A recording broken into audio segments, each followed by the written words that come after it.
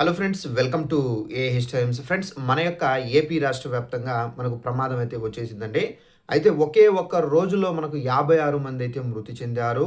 అయితే రేపటి నుండి రేపు ఉదయం 10 గంటల నుండి మధ్యాహ్నం 4 గంటల వరకు బయటకు రాకండి. ఇలా 5 రోజుల వరకు జాగ్రత్తగా ఉండాలని చెప్పేసి మనకు ఏపీ ప్రభుత్వం అయితే కీలక అప్డేట్ అయితే విడుదల చేశారు.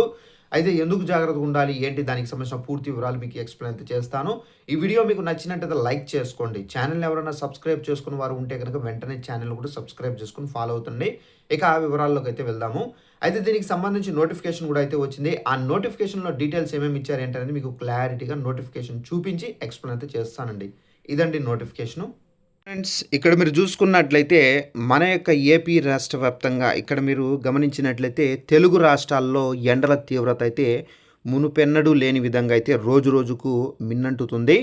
ఆకాశం నుండి నిప్పుల వర్షం కురుస్తుండడంతో జనం అయితే అల్లాడిపోతున్నారు. ఎండల తీవ్రత విపరీతంగా పెరిగిపోవడము, వడగాలులు వీస్తుండడంతో ఆంధ్రప్రదేశ్ రాష్ట్రాల్లో మనకు ఒక్క రోజే ఏకంగా మనం చూసుకున్నట్లయితే 55 మంది వరకు అయితే మృత్యువాత అయితే పడ్డారు.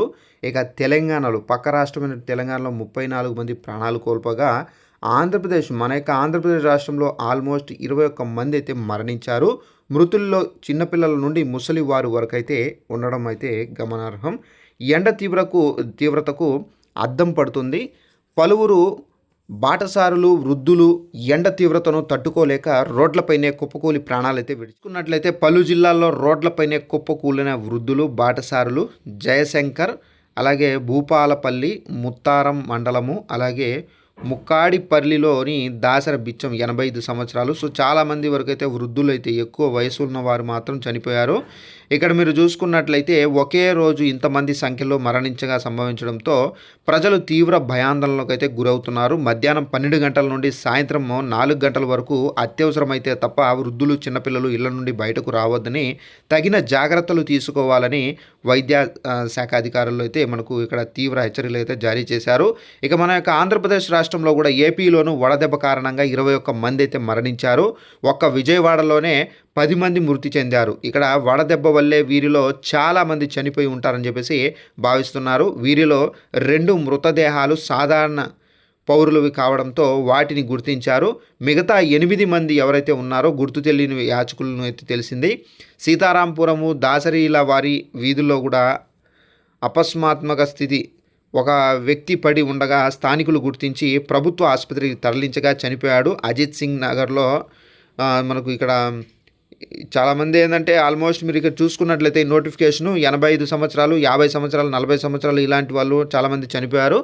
సో ఈ విధంగా అయితే మనకు ఎండలు బీభత్సం తీవ్రంగా అయితే ఉందండి. ఈ ఎండలు దాటి అనేది మనకు ఆల్మోస్ట్ ఒక 5 డేస్ వరకు అయితే ఉంటుంది. అలాగే మీకు ఇంకో నోటిఫికేషన్ చూపిస్తున్నట్లయితే రెడ్ అలర్ట్ అయితే మనకు ప్రకటించడం అయితే జరిగింది. ఇక్కడ మీరు గమనించినట్లయితే ఏలూరు, కృష్ణా జిల్లా, ఎన్టీఆర్, బాపట్ల, గుంటూరు, ప్రకాశం, మార్కాపురం, పల్నాడు జిల్లాలకు మాత్రం రెడ్ అలర్ట్ అయితే ప్రకటించారు. అలాగే మనకు ఆరెంజ్ అలర్ట్ ప్రకటించారు. ఆరెంజ్ అలర్ట్లో ఏ జిల్లాలు ఉన్నాయి చూసుకున్నట్లయితే మన నెల్లూరు జిల్లా, పశ్చిమ గోదావరి జిల్లా, మన కోనసీమ జిల్లా, మనకు తూర్పు గోదావరి జిల్లా, కాకినాడ, అనకాపల్లి జిల్లాలు ఆరెంజ్ అలర్ట్లో అయితే ఉన్నాయి. ఇక మనకు ఎల్లో అలర్ట్లో చూసుకున్నట్లయితే అల్లూరు జిల్లా, పోలవరం జిల్లా, విశాఖపట్నం జిల్లా, పార్వతీపురం జిల్లా, అలాగే మనకు శ్రీకాకుళం జిల్లా, విజయనగరం జిల్లాలు. సో చూసారు ఫ్రెండ్స్, ఇక్కడ మనకు red alert, next orange alert, next yellow alert, ఈ 3 అలర్ట్లకు సంబంధించి ఈ జిల్లాలకు సంబంధించి అయితే ఇవ్వడం అయితే జరిగింది. అయితే ప్రజలందరూ జాగ్రత్తగా ఉండండి. సో ఎండ దాటికి ఏంటంటే తీవ్రంగా చనిపోతున్నారు.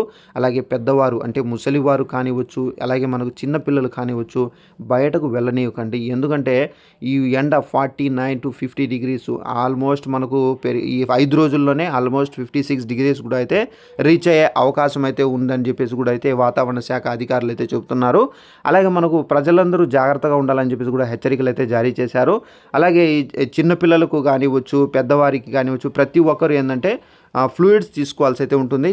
మనకు జ్యూసెస్ కానివ్వచ్చు, ఓఆర్ఎస్ఎల్ జ్యూస్ కానివ్వచ్చు, ఇక ఫ్రూట్ జ్యూసెస్, సో ఇలాంటివి ఫ్లూయిడ్స్ తీసుకుంటే కనుక మన బాడీ అనేది డీహైడ్రేట్ కాకుండా మనం కొంచెం సపోర్ట్గా అయితే ఉంటుంది. అలాగే ప్రతి ఒక హాఫ్ అన్ అవర్కి వాటర్ అనేది తీసుకుంటూ ఉండాలి. సో వాటర్ అనేది మస్ట్ అండ్ షుడ్ బి ఎక్కువ తీసుకుంటూ ఉండాలి ఈ ఎండల్లో, సో డీహైడ్రేట్ అవ్వకుండా. సో ఇదండి మనకు ఉన్నటువంటి ఎండలకు సంబంధించి అప్డేట్స్. సో ఈ విధంగా అయితే చనిపోయారు ఒకే రోజులో తీవ్రమైనటువంటి ఎండ కారణంగా. జాగ్రత్తగా ఉండండి ఫ్రెండ్స్. సో ఇదండి ఇన్ఫర్మేషన్. ఇన్ఫర్మేషన్ ఈ వీడియో నచ్చింటే లైక్ చేసుకొని ఛానల్ ఫాలో అవుతారండి. Thanks for watching this video. All the best.